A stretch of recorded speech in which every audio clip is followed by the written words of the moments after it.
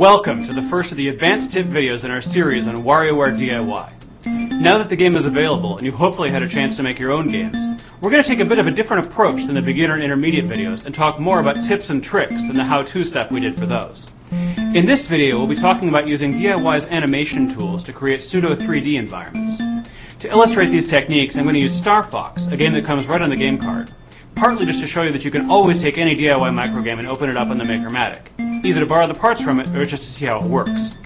First, let's take a look at the game itself.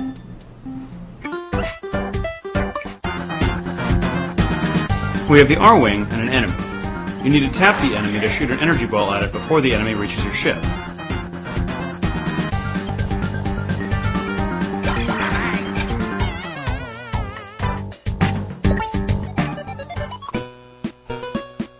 The energy ball uses a very simple trick to create depth. It starts large, and its art shows two smaller versions of the same thing to make it look like it's getting farther away.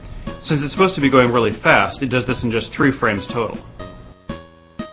Next, the enemy is supposed to be getting closer, but it needs to do it gradually over the whole length of the game. So it actually has a 7-frame animation, which means it needs to use 2 different sets of art. It uses the trigger when art finishes playing to switch to the second one with the other 3 frames. As you can see, it also roams within a smaller area, closer to the R-wing after the art switch. The scrolling buildings are probably the most important part of the 3D illusion here. They seem like they'd be hard to draw, but it's easier than it looks if you just draw some guidelines and erase them later. I'm going to show you how easy this is by making a simple variant of this game with trees instead of buildings.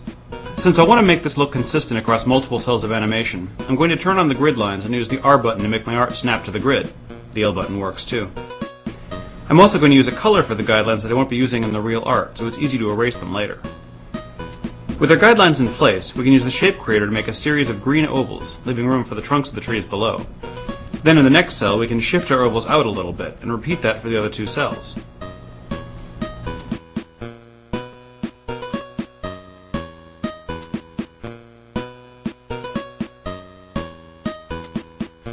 Finally, you can just import the whole art sequence to another object and mirror flip each frame to make a symmetrically scrolling environment.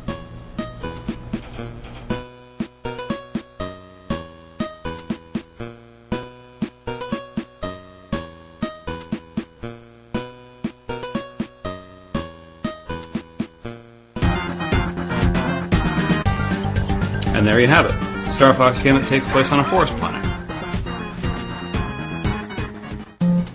So those are a few tricks for using animation to add a little depth to your games. Have fun experimenting and finding your own techniques, and be sure to check out the other videos in our series.